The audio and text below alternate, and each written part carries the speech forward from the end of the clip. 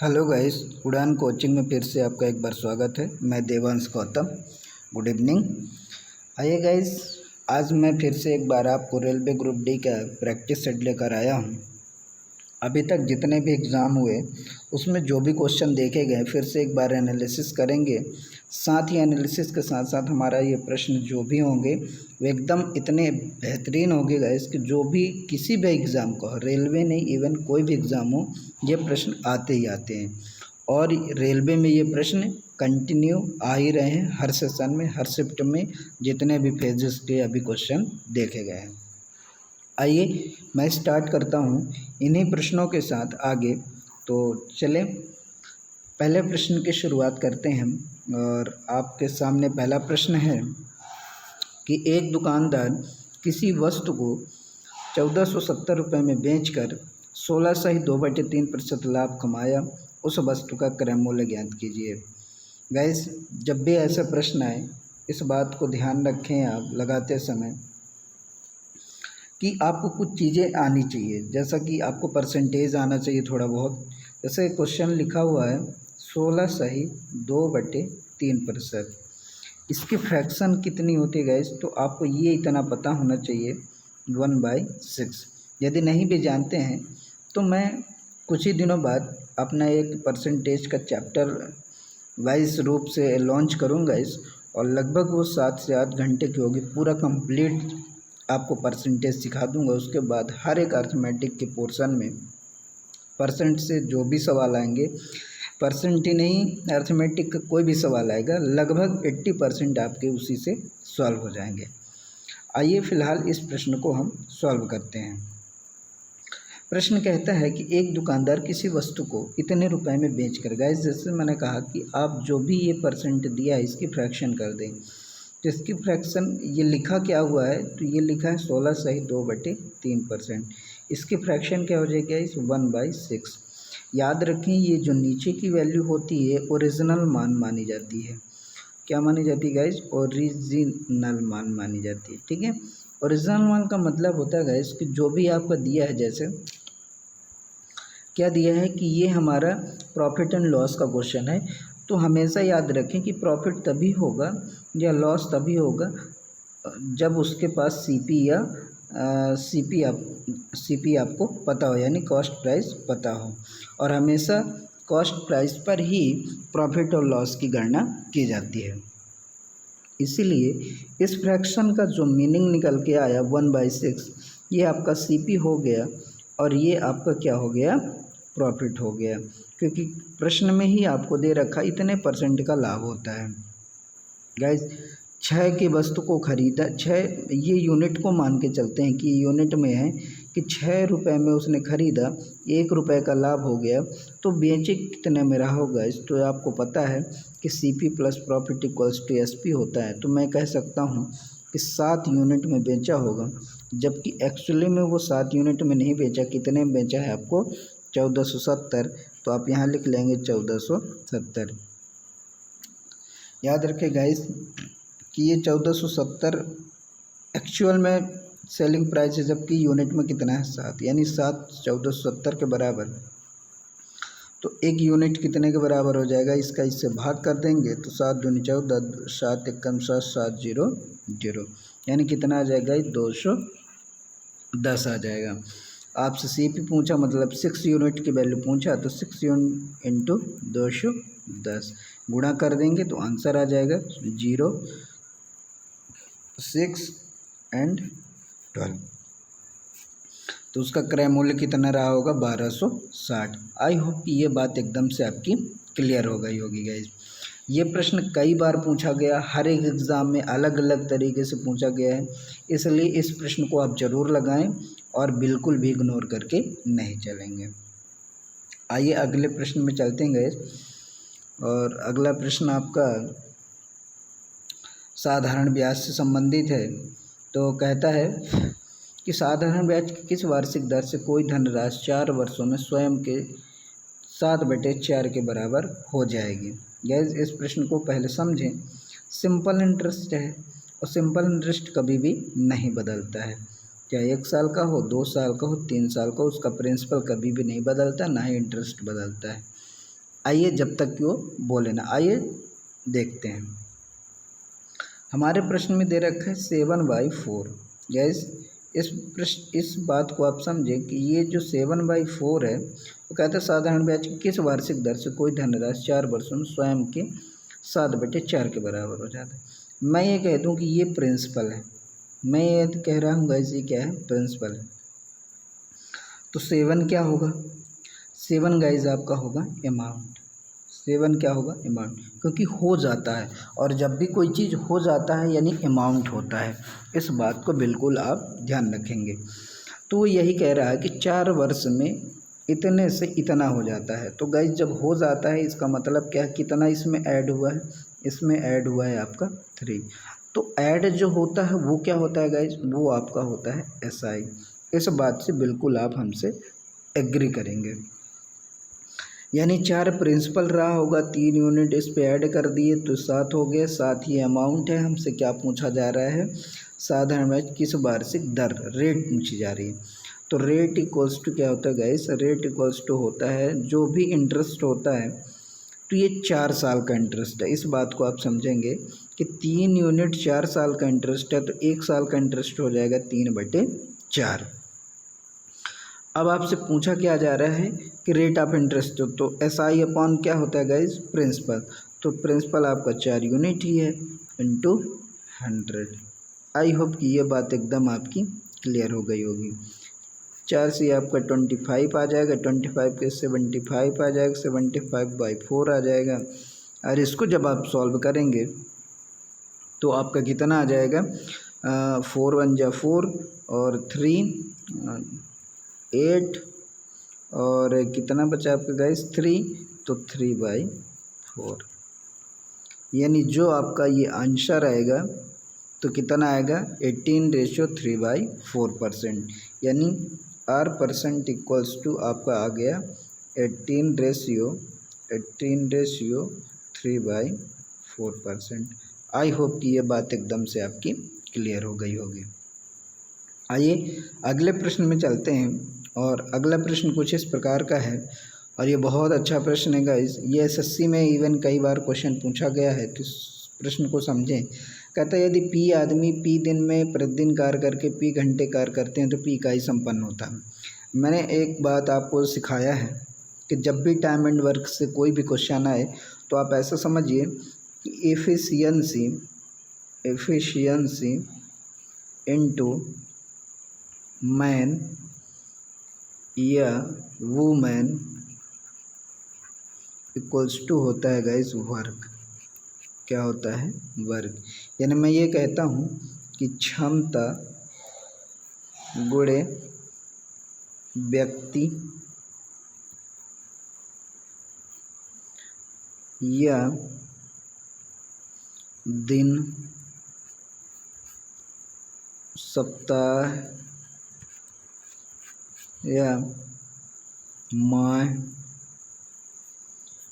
वर्ष,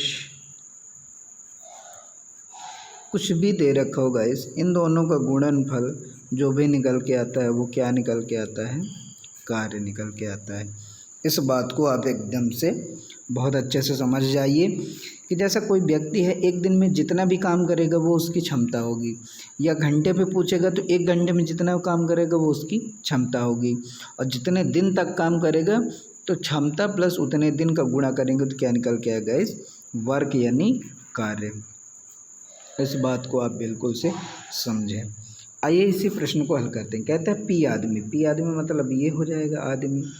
कहता है P दिन, तो P दिन यानी P इंटू, और P घंटे यानी P आदमी है, P दिन तक काम करते हैं और 1 दिन में इतना काम करते हैं।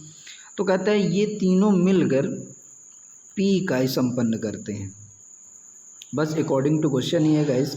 यानी P आदमी है, P दिन में है, P घंटे कार्य करते हैं, तो यही आपस में गुणा होकर इतना कार्य कर लेते हैं।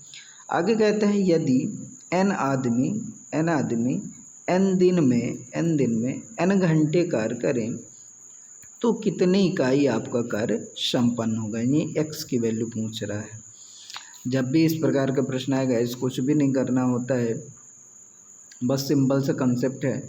आपको इनका आपस में रेशियो निकाल देना है और ये आपस में बटे में हो जाएंगे, तो ये P से P आपका कैंसिल हो जाएगा और यहाँ से हो जाएगा, इसको सॉल्व करेंगे तो पी स्क्वायर हो जाएगा, पी स्क्वायर इंटू एक्स, और ये आपका हो जाएगा एन क्यूब।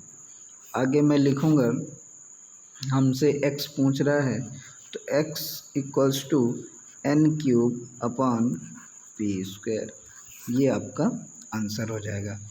आई होप ये बात एकदम से आपकी क्लियर होगी। तो कितनी इकाई कार्य करेंगे, तो N cube upon P square, इतने इकाई वो कार्य करेंगे। आई होप कि ये बात एकदम से क्लियर होगी।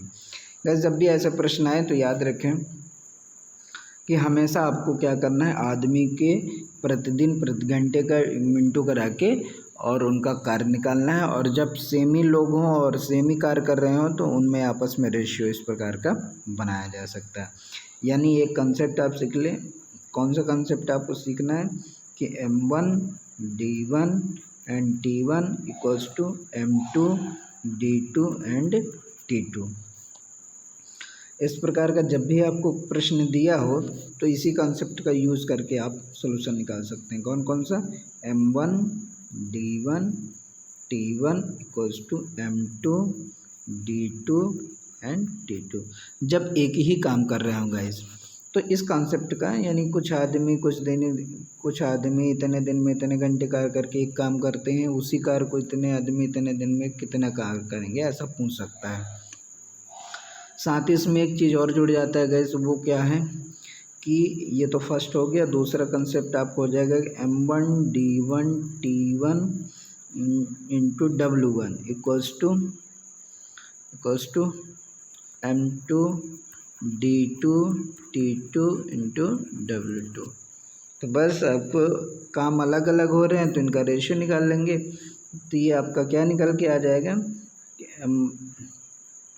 जाएगा, आपका M1 D1 T1 upon M2 D2 T2 equals to W1 upon W2। इस कॉन्सेप्ट का यूज़ करके भी आप आंसर इसका निकाल सकते थे, और यही मैंने इसे इम्प्लीमेंट किया है। आइए अगले प्रश्न में चलते हैं, और अगला प्रश्न कुछ इस प्रकार का है। कह रहा है कि एक नल है, एक हौज को 15 घंटे में भर सकता है। तली में एक छिद्र होने से नल इसे 20 घंटे में भरता है। गैस ये बहुत ही ज़बरदस्त प्रश्न है, आइए इस प्रश्न को देखते हैं। कहता है एक हौज है, मान लेते हैं एक हौज है जो इसको कितने घंटे में भर रहा है, 15 घंटे में भर रहा है, मतलब फिल कर रहा है। अगला कहता है तली में एक छिद्र होने से इसे 20 घंटे में भरता है, यानी नल वही है, तले में एक छिद्र हो गया तो अब उसी को वो कितने घंटे में भर रहा है, 20 घंटे में भर रहा है। गाइस ऐसे समझिए, ये आपका टैंक है, ये पहला वाला आया, चालू किया, 15 घंटे में भर दिया, लेकिन तली में छेद है, इस छेद की वजह से यही नल अब उसको कितने घंटे में भर रहा है, 20 घंटे में भर रहा है। आइए तो आगे अब हम सीखते हैं। जब इसको वो इतने घंटे में भर रहा है, आगे कहता है यदि हौज पूरी तरह से भरा हो। हौज पूरी तरह से भर रहे होने का मतलब होता है कि टोटल उसकी वॉल्यूम यानी कितना है, कितना उसके अंदर आ सकता है। तो इन दोनों का एलसीएम ले लेंगे, जो होगा वही उसका क्षमता होगी। अब मैं कहता हूँ कि पूरा वो जो हौज था वो कितने लीटर का था, 60 लीटर का था। तो मैं ये कहूँ कि ये वाला यदि कंप्लीट चलता तो 15 घंटे में भरता, तो 1 घंटे में कितना भरेंगे वो, 4। ये 1 घंटे में कितना भरेंगे, 3। मैं ये कहता हूँ कि जब ये चालू होता है तो 1 घंटे में जब ये 4 लीटर भर देता है, तो उसी 1 घंटे में चूँकि छेद है तो ये भी उसी टाइम पे काम कर रहा होता है, तो 4 ये भर पाता है, जिसमें से 3 ये खाली कर देता है। तो अब टैंक में ओवरऑल कितना पानी आ रहा है, 1 लीटर। सवाल ये कह रहा है तो छिद्र उसे खाली करने में कितना समय लेगा। यदि टैंक पूरी तरह से कंप्लीट क्या है, भरा हुआ है, तो खाली करने में कितना समय लगेगा। या जो यदि छिद्र पूरी तरह से क्या है, भरा है, तो ओवरऑल आपको समझना होगा कि दोनों साथ में ही चल रहे हैं और जब दोनों साथ में चल रहे हैं तो ये एक ही यूनिट से इसको क्या करेगा, वो खाली करेगा और इसके पास और कोई ऑप्शन होंगे नहीं। आई होप कि इस बात से आप एकदम क्लियर होंगे। तो गाइस ये बात एकदम से आपकी क्लियर होगी ना होगी तो एक बार मैं और डिस्कस कर देता हूँ। जैसा ये कहता है कि एक नल है जो 15 घंटे में भरता है और दूसरा नल नहीं, यही नल है जो छिद्र की वजह से 20 घंटे में खाली करता है। तो मैंने कहा कि आप उस हौस का टोटल वॉल्यूम निकाल लो कितना होगा। बस टोटल 60 हो गया, इन दोनों कैल्शियम ले लिए, इससे हम डिवाइड किए तो 4 आ गया, इससे डिवाइड किए तो 3 आ गया। गाइस इस बात को आप समझें कि यदि ये 4 लीटर पानी भर रहा है तो उसी 1 घंटे में 3 लीटर खाली कर देता है, यानी 1 लीटर भर पा रहा है। क्या आप बात समझ पा रहे हैं? यदि 60 लीटर उसको भरना हो तो कितने घंटे लगेंगे? तो गैस याद रखें 60 मिनट ही लगेंगे। साथ ही मैं ये कहूँ कि दोनों ही चल रहे हैं तो इसको खाली करने में भी कितना टाइम लगेगा? तब भी उसको 60 मिनट ही लगेगा, क्योंकि ओवरऑल ये 1 यूनिट ज़्यादा है और पहले से ये इसको बोला है कि ये खाली करना है और ये पूरी तरह से भरा हुआ है तब इसको खाली करना है। जब पूरी तरह से भरा है तो इन दोनों के बीच एफिशिएंसी का अंतर कितना होता है? 1, यानी इसी यूनिट से उसको खाली करेगा। 60 टोटल भरा हुआ है, 1 यूनिट पर घंटे खाली करेगा, टोटल कितने लग जाएंगे उसको? 60। आई होप कि अब ये बात एकदम से आपकी क्लियर हो गई होगी। आइए अगले प्रश्न में चलते हैं और अगला प्रश्न कुछ इस प्रकार का है गाइस, बहुत ही इम्पोर्टेंट क्वेश्चन है। कहता है एक रेलगाड़ी अपनी सामान्य चाल की 7/11 चाल से चलकर किसी स्थान पर 22 घंटे में पहुंचती है।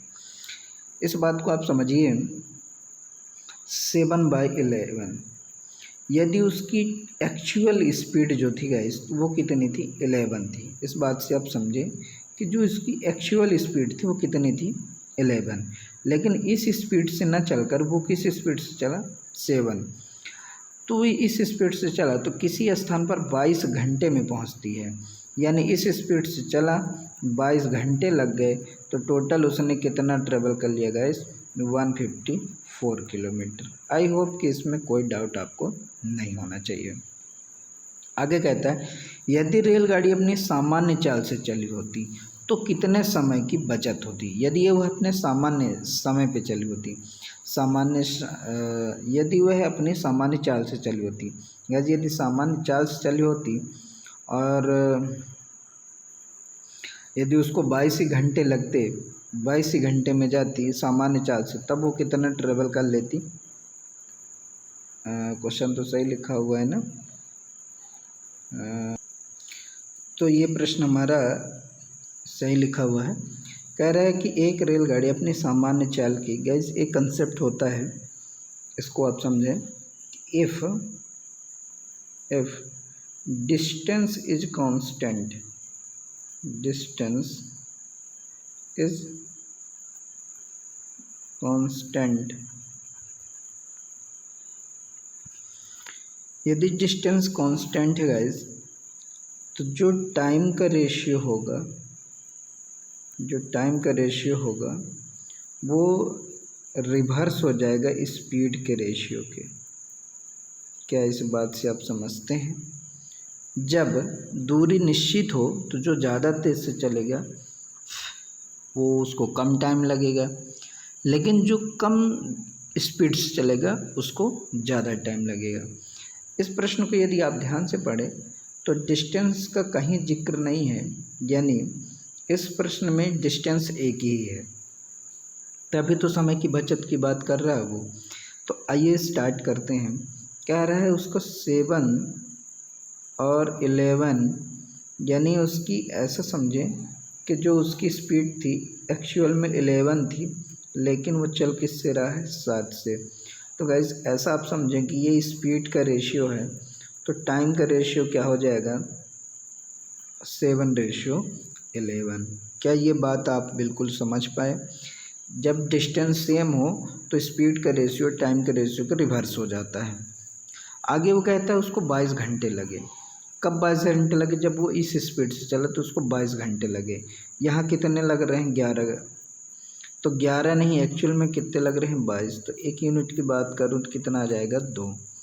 अब वो कह रहा है कि यदि रेलगाड़ी अपने सामान्य चाल से चले, सामान्य चाल उसकी 11 है, तो समय की बचत कितनी होगी। गाइस ऐसे समझे कि अभी 1 यूनिट की वैल्यू 2 है, तो 7 यूनिट की वैल्यू कितनी हो जाएगी, 14।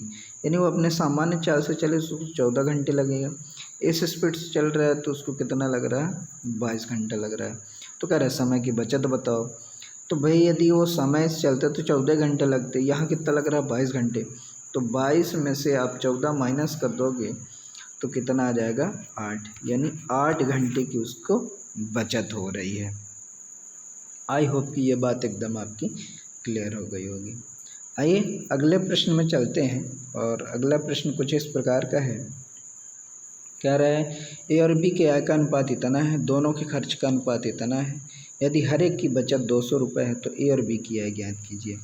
गैस जब भी इस प्रकार का प्रश्न है तो ये इसको बेसिक कंसेप्ट से ही हल करना पड़ेगा। बाकी आप रेशियो मेथड से भी प्रयास कीजिए, यदि आपसे आ जाए तो ठीक है, बाकी ऐसा प्रश्न जब भी आएंगे आपको बेसिक कंसेप्ट लगाना ही पड़ेगा। कह रहे ए और बी की आय पूछ रहा है। गाइस ध्यान रखें, आपको पता है कि आई इक्वल्स टू क्या होता है, आय क्या होता है, आपको पता है कि खर्च प्लस बचत बराबर क्या होता है, आय। अब आपको दे रखा है कि आय कितना है, 3 और 3:4 है, और दोनों का खर्च का अनुपात कितना है, 2:3। हर एक की बचत 200 है। ऐसे मैं ऐसे कह सकता हूँ, आप इस प्रश्न को ऐसे कुछ समझें कि 3x यदि ये आय हो जाए, इसमें 200 माइनस कर दिया जाए, साथ ही मैं कहूँ कि 4x में से आप फिर 200 माइनस कर दें, तो ये रेशियो आपका क्या हो जाएगा, 2/3 के बराबर। यानी आय में से बचत को माइनस करेंगे तो खर्च मिलेगा, आय में से बचत को माइनस करेंगे तो खर्च मिलेगा। अब आइए यहाँ हम निकाल सकते हैं, क्रॉस मल्टीप्लाई कर देंगे तो 3 3 ज़ा 9x हो जाएगा, ये हो जाएगा आपका 600, ये हो जाएगा आपका 8x, और ये आपका हो जाएगा 400। आई होप कि ये बात क्लियर होगी। ये इधर आ जाएगा तो 8 से ये इक्वल है, गाइस ध्यान रखेंगे ये माइनस का साइन नहीं है। अब 8 आएगा तो माइनस हो जाएगा, तो मैं ये कहूँगा कि x इक्वल्स टू, ये इधर आया तो इसको इधर भेज देंगे, कितना हो जाएगा 200। यानी x की वैल्यू कितनी आ गई, 200। तो आपको आय पूछा था ए और बी की, ए की आय कितनी है 3x, तो 3 × 2 इक्वल्स टू 600, और इसी तरह इसका क्या हो जाएगा 4 × 2 इक्वल्स टू 800। तो उन दोनों की आय, एक की आय थी 600 और दूसरे की आय कितनी थी 800। आई होप कि ये भी बात आपकी एकदम से क्लियर हो गई। इसमें हम रेशियो को और भी कॉन्सेप्ट नहीं लगा सकते थे, क्योंकि यहाँ बचत की बात कर दी है। यदि इनमें कोई रखता तो मैं यूनिट से सेम करके कर लेता, लेकिन यहाँ ऐसा कुछ नहीं हुआ, इसलिए मुझे बेसिक कंसेप्ट का उपयोग करना पड़ा। आइए अगले प्रश्न में चलते हैं, और अगला प्रश्न कुछ इस प्रकार का है। कहता है यदि ए का 2/3 इक्वल्स टू बी का 75 इक्वल्स टू सी का 0.6 हो तो ए बी सी का रेशियो पूछ रखा है। आइए इस प्रश्न को हल करते हैं। ए का मतलब गुना होता है 2/3 इक्वल्स टू बी का मतलब फिर आप लिखिए 75% फ्रैक्शन लिखेंगे, इस तो कितना हो जाएगा 3/4, और कहता है ये भी इक्वल है सी का 0.6 को गाइस आप लिख सकते हो 6/10, या और भी इसे सिंपलेस्ट फॉर्म में आप लिख सकते हो। इसको सिंपलेस्ट फॉर्म में क्या लिख सकते हो 6/10, या इसको डिवाइड करके 2 से करेंगे तो ये कितना हो जाएगा गाइस 6 × 2/6 था तो 3 हो जाएगा, सॉरी 3/5। आई होप कि क्लियर हो। अब आइए इस प्रश्न को हल कर लेते हैं। इसको और भी कैसे लिखा जा सकता है, इसको मैं ऐसे लिख सकता हूँ 2a/3, इसको लिख सकता हूँ 3b/4, और इसको क्या लिख सकता हूँ 3c/5। आई होप कि क्लियर हो गई होगी बात। अब आइए इनका रेशियो निकालते हैं। तो जब भी ऐसा प्रश्न फंस जाएगा आपको, तो ऊपर वाले का एलसीएम ले लीजिए। तो ऊपर वाले का एलसीएम कितना हो जाएगा आपका 6, कितना आ जाएगा 6। इसका इससे डिवाइड करेंगे कितना आएगा 2 3 जा 6, 3 आएगा, क्लियर। और 3 का 3 से मल्टीप्लाई होगा तो कितना आ जाएगा 9। फिर इसका करेंगे तो 2, इसका करेंगे तो 8, फिर इसका डिवाइड करेंगे तो 2 और इससे करेंगे तो 10। यानी आपका जो रेशियो निकल के आया गाइस, कितना रेशियो निकल के आ गया 9:8:10। आई होप ये बात आपको एकदम से क्लियर हो गई होगी। यदि कोई इसमें आपको न समझ में आया हो तो आप तो क्लियर हो गए गाइस। आइए अगले प्रश्न में चलते हैं। और अगला प्रश्न आपका कुछ इस प्रकार है, और ये आपके साझेदारी से प्रश्न है। कहता है कि ए और बी किसी व्यवसाय में 5:6 के अनुपात में पूंजी लगाते हैं। गाइस इसका एक कंसेप्ट याद रखें कि जो पूंजी यानी जो लगाते हैं वो अपनी पूंजी का रेशियो, पूंजी 1 पूंजी 2 का रेशियो इनटू टाइम रहेगा, यहाँ भी इनटू टाइम रहेगा। इनका रेशियो इनके प्रॉफिट के रेशियो के इक्वल होता है। इस बात को याद रखेंगे। यानी जो दो लोग होते हैं आपस में पूंजी लगाते हैं तो उनके पूंजी और टाइम और दूसरे के पूंजी और टाइम का रेशियो जो आता है उनके प्रॉफिट के इक्वल होता है। आइए तो अब इस प्रश्न को हम हल करते हैं। कहते हैं ए और बी किसी व्यवसाय में 5:6 के अनुपात में पूंजी लगाते हैं। यानी उन्होंने पूंजी जो लगाई है गाइस तो कितनी लगाई है 5:9। आगे कहता है 8वें महीने की समाप्ति पर ए ने अपनी पूंजी वापस ले लेता है। 8वें महीने की वापसी पर, यानी इसने कितने महीने तक काम किया गाइस, इसने अपने काम को 8 महीने तक लगाया। फिर ए अपनी पूंजी वापस ले लेता है। यदि वे 5:6 के अनुपात में मुनाफा कब प्राप्त करते हैं तो गाइस ये कितने महीने तक लगाए, ये 12 महीने तक लगाए। इन दोनों का जो रेशियो होगा वह इनके लाभ के अनुपात के बराबर हो। उनका मुनाफा कितना 5:9 होगा। तो कहता है तो बताइए कि बी ने कितने समय के लिए पूंजी लगाई थी। बी के बारे में पूछ रहा है कि बी ने कितने समय के लिए पूंजी लगाई थी। गैस एक चीज़ समझिए, थोड़ा सा इसको मैं अभी रेस करता हूँ, एक कंसेप्ट थोड़ा सा और सिखा देता हूँ मैं आपको।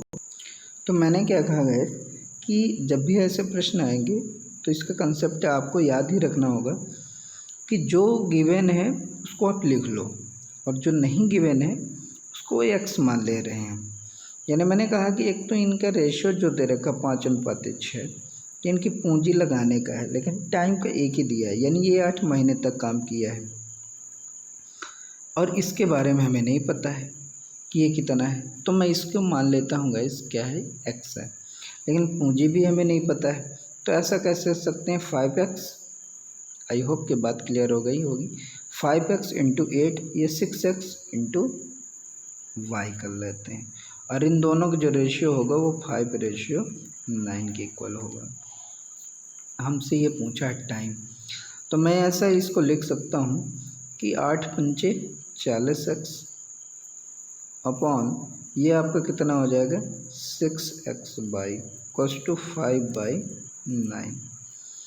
5/9 यहाँ से x कैंसिल हो जाएगा आपका, ये 6 से 3 हो जाएगा और ये 2 से हो जाएगा 20 गाइस, और ये 3 से ये हो जाएगा 3 और ये आपका 5 से हो जाएगा 4 और यहाँ बाई इक्वल्स टू कितना आ जाएगा 12। यानी बाई ने कितने टाइम तक के लिए अपनी पूंजी लगाई 12। वैसे भी यहाँ से डायरेक्टली आप निकाल सकते थे, लेकिन मैंने लिख दिया था 12 महीने, लेकिन मैं थोड़ा आपको समझाना चाह रहा था इसलिए मैंने डायरेक्ट नहीं लिखा। आपको क्लियर रहे कि कहाँ से आता है कैसे आता है। क्लियर गाइस, यानी 8 महीने तक काम किया, 8 महीने के बाद निकाल लिया, तो दोनों ने जो कि साथ में ही काम किया था, स्टार्टिंग किया था, ऐसा लिखा नहीं है लेकिन आपको समझना होगा। और साथ में इसने पूंजी का जो लगाया उन्होंने अनुपात कितना है 5:6 तो इनकी पूंजी और टाइम का जो रेशियो होता है इनके मुनाफे के रेशियो के इक्वल होता है। इस बात को आप ध्यान रखेंगे, बस आपका प्रश्न आसान हो जाएगा। आइए अगले प्रश्न में चलते हैं। और अगला कुछ प्रश्न इस प्रकार का है आपका कि सीता की वर्तमान आयु उसके शादी के समय की आयु का 6/5 गुना है। आइए इस प्रश्न को समझते हैं। सीता की वर्तमान आयु उसके शादी के समय की आयु का 6/5 गुना है, यानी वो शादी के समय कितनी थी? 5 थी। वर्तमान में कितनी है? 6 है। तो मैं ये कह सकता हूँ कि ये जो आपका दे रखा है रेशियो 6:5, 6:5, ये उसके शादी के टाइम का है, और सॉरी ये वर्तमान है और ये उसके शादी के टाइम का है। तो ठीक है गाइस, मैंने क्या कहा कि ये जो गुना दे रखा है इसको, इसके बारे में आप समझो। ये क्या कह रहा है कि एक मिनट, हाँ देखें क्या कह रहा है कि ये जो 5.6 है, वो 6/5 है, वो वर्तमान आयु, वर्तमान और शादी के टाइम पे, ऐसा लिख देता हूँ शादी। तो आज वो 6 साल की है, पहले थी वो 5 साल की। कहता और उसकी शादी 6 वर्ष पूर्व हुई थी, यानी जब उसकी शादी हुई थी वो 5 साल की थी, आज वो 6 साल की हुई। तो यहाँ से यहाँ का टाइम कितना अंतर हो गया? यूनिट में देखें तो 1 यूनिट का अंतर हो गया, जबकि 1 यूनिट नहीं होगा। इस कितने वर्ष पूर्व हुआ था? 6। तो 1 यूनिट की वैल्यू आपकी 6 हो जाएगी। तो यदि मैं 1 यूनिट की 6, तो 6 की कितनी हो जाएगी? 36 हो जाएगी। इसकी कितनी हो जाएगी? 35 हो जाएगी, सॉरी 30 हो जाएगी। अब आज वो 36 साल की है और पहले थी वो कितने की? 30 साल की, तभी तो 6 वर्ष बाद 36 की हुई। आगे सवाल ये नहीं बोला है, बोला सीता के बेटे की आयु उसकी वर्तमान आयु का 1/12। वर्तमान कितना है? 36, इसका 1/12 गुना है, तो 12 तिहाई 36, यानी उसके बेटे की आयु कितनी थी? 3 वर्ष। उसके बेटे की आयु कितनी हो गई? 3 वर्ष। आई होप कि ये भी बात आपको एकदम क्लियर हो गई होगी। आइए अगले प्रश्न में चलते हैं, और बहुत बढ़िया प्रश्न भैया ये। इस प्रश्न को देखिए, मिक्सचर एंड एलिगेशन, मिक्सचर से आपसे सवाल पूछा गया, मिश्रण से। कहता है 75 लीटर मिश्रण में दूध और पानी का अनुपात इतना है, यानी मिल्क एंड वाटर का रेशियो 2:1 आपको 1 दे रखा है। मिश्रण में कितना पानी मिलाया जाए ताकि दूध या पानी का अनुपात इतना हो जाए, यानी क्या कह रहा है? 1:2 हो जाए। गाइस पानी मिलाने की बात कर रहा है, इस बात को आप समझेंगे। दूध में कोई वो चेंजेस नहीं करना चाहता है, यानी जो पहले दूध था वही आज भी दूध होना चाहिए, लेकिन यहाँ दूध में तो परिवर्तन हो गया। तो अब दूध को सेम कर लो, तो इसमें हम 2 का गुना कर देंगे, तो पहले भी दूध था, आज भी 2 हो जाएगा। तो यहाँ से 2:1 तो रहेगा ही, साथ ही यहाँ से क्या हो जाएगा इस 2:4।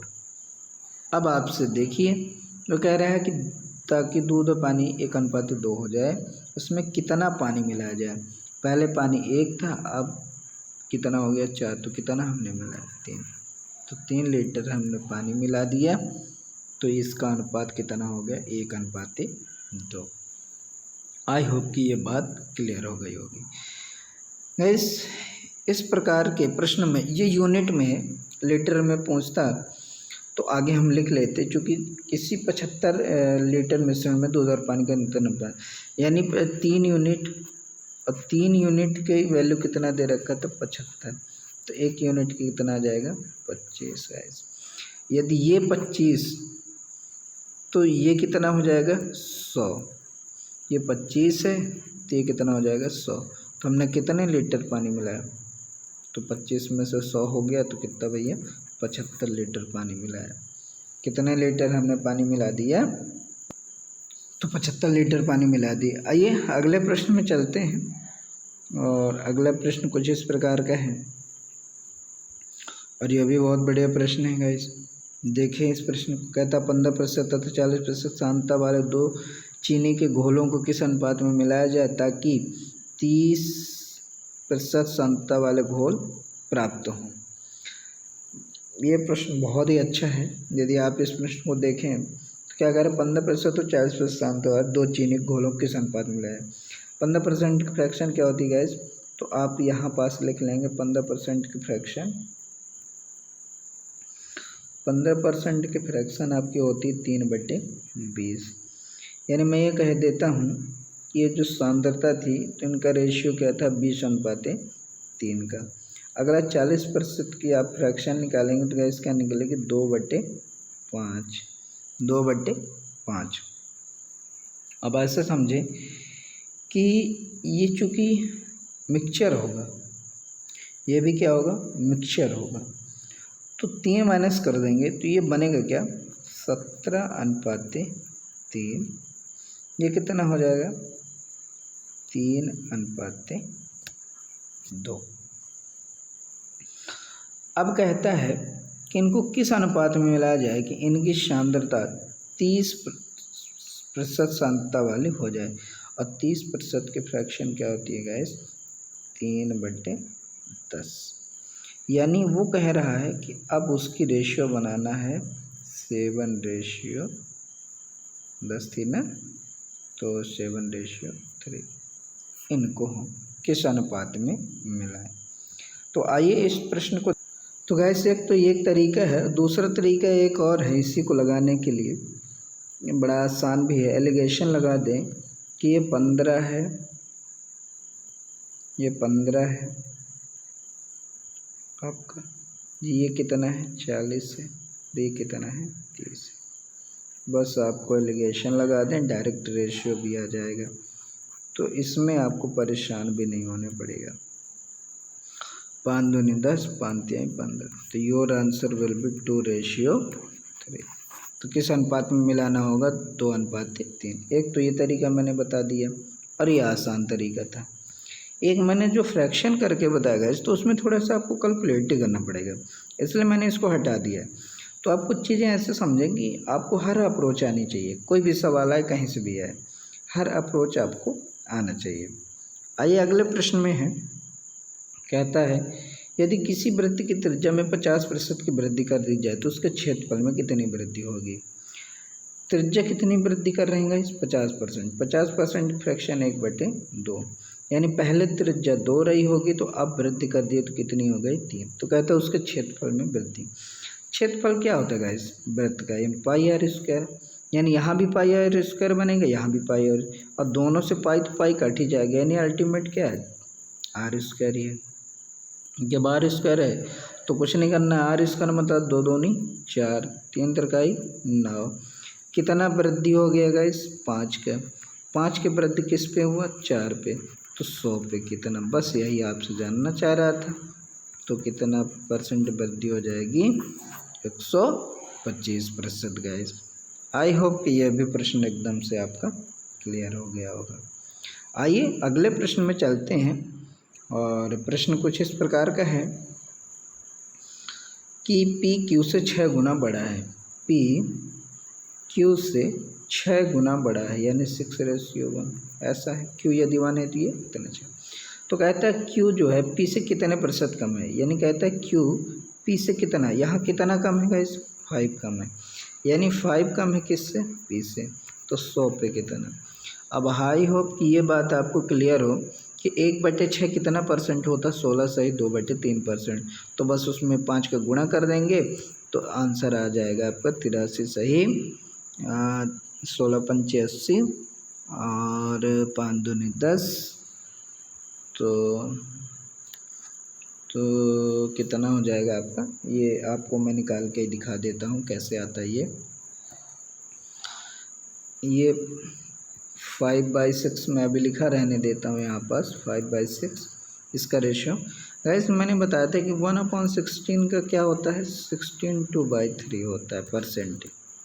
16 सही 2/3, तो मैं इसमें 5 का गुणा करने, इसमें भी 5 का गुणा करेंगे तो 16 पंचे 80, इसमें अब 5 का गुणा करेंगे तो 10/3, 3 का भाग कर देंगे, 3 त्रिकाई 9, यानी इसमें जुड़ जाएगा तो कितना आ जाएगा 83। यहाँ 1 बच गया तो 1/3, यानी 83 सही 1/3%। आई होप कि क्लियर हो गया होगा। तो मैंने क्या कहा कि जब भी ऐसे प्रश्न आए तो आपको थोड़ा सा फ्रैक्शन की भी नॉलेज होनी चाहिए। तो 5/6 कितने परसेंट कहलाएगा? 83 सही 1/3%। आई होप कि क्लियर हो गया। तो कितना कम है? 83 सही 1/3%। आइए अगले प्रश्न में चलते हैं। और प्रश्न कुछ इस प्रकार का है गैस, मैं किसी भी प्रश्न में आपको ऑप्शन नहीं दिया हूँ, क्योंकि ऑप्शन देने से तुक्का मारने लगते हैं लोग। तो आपको गेस नहीं करना, तुक्का नहीं करना, एग्जैक्टली आप अभी सवाल लगाइए। तुक्का मारने का समय अब बिल्कुल भी नहीं है आपके पास। आइए अगले प्रश्न में चलते। कहते हैं समष्टभुज के किसी अंतःकोण और उसके बाह्यकोण का अनुपात क्या होगा? ये बहुत ही अच्छा प्रश्न है, कई बार ये क्वेश्चन पूछा गया है। एक बात तो आप कंसेप्ट समझिए कि अंतःकोण प्लस बाह्यकोण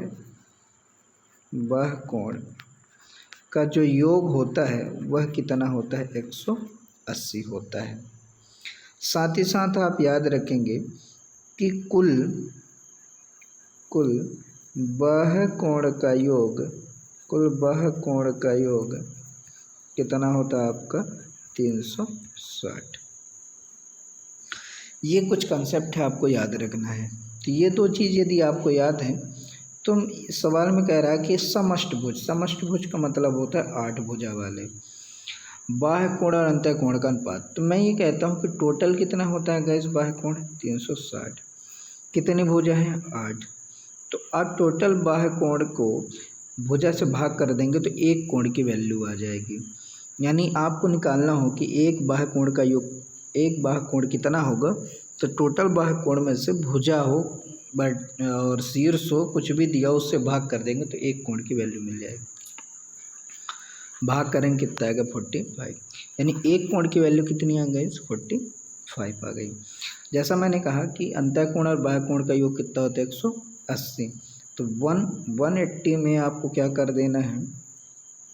180 में आपको क्या कर देना है? 45 माइनस कर देना। तो कितना आ जाएगा? 135। यानी 135 रेशियो 45। इन दोनों का आप रेशियो निकाल लेंगे तो आपका आंसर आ जाएगा। 5 से डिवाइड करेंगे तो 9 आएगा। 5 से डिवाइड करेंगे तो 5 दूनी 10, 5 सत्ते 35, 9 एक कम 9, 9 त्रिक 27। यानी आपका आंसर कितना आ जाएगा? 3:1। आई होप कि ये भी एक क्वेश्चन आपका क्लियर हो गया होगा। आइए अगले प्रश्न में चलते हैं। और अगला प्रश्न है आपका, कहता है एक वृत्त की त्रिज्या 13 सेंटीमीटर है। आप वृत्त देखिए, ये वृत्त हो गया, ये केंद्र हो गया, केंद्र से गुजरने वाली जीवा जो होती है व्यास होती है। कहता है 13 सेंटीमीटर इसकी त्रिज्या है। तो ये आपको कितना दे रखा है? 13 सेंटीमीटर। साथ में कहता है इसकी एक जीवा की लंबाई 10 सेंटीमीटर है। एक जीवा और ड्रा कर लीजिए, और इसकी लंबाई कितनी है गाइस? 10 सेंटीमीटर है। कहता है उस जीवा की केंद्र से दूरी ज्ञात करो। कहता है इसकी डिस्टेंस बताओ। आपको पता है कि ये r है, तो यदि मैं ऐसे करूं तो ये भी r ही तो होगा, केंद्र से ये भी r। तो ये कितना है गाइस? 13 ही है। और आपको पता है कि केंद्र से जीवा पर डाला गया लंब हमेशा जीवा को समद्विभाजित करता है। तो ये यदि टोटल 10 है तो ये कितना हो जाएगा? 5 हो जाएगा। ये 13 है, ये 5 है। और यदि आपको ट्रिपलेट याद हो कि 13, 5 और 12 का ट्रिपलेट चलता है। ट्रिपलेट का मतलब होता है गैस कि समकोण त्रिभुज ये बन गया। समकोण त्रिभुज में ये एक साथ चलते हैं। यानी 13 का स्क्वायर इक्वल्स टू 5 का स्क्वायर प्लस 12 का स्क्वायर। यानी ये जो हो जाएगा आपका कितना हो जाएगा? 12 सेंटीमीटर। आई होप कि ये क्लियर होगी। तो केंद्र से जीवा की दूरी कितनी हो जाएगी? 12 सेंटीमीटर। आई होप कि ये बात एकदम आपकी क्लियर होगी। ना भी समझ में आए तो गाइस एक बार 2 बार वीडियो को रिपीट करके देखें और कमेंट बॉक्स में लिखें। इसके बाद भी ना समझ में आए तो मैं आपको फिर से एक्सप्लेन कर दूँगा। आइए तो अगले प्रश्न में चलते हैं। गाइस आज इतना ही, और इतने ही प्रश्न हैं और इसकी प्रैक्टिस करिए। आगे हम आपको नेक्स्ट सेशन में लेकर आएंगे। तब तक के लिए गुड नाइट।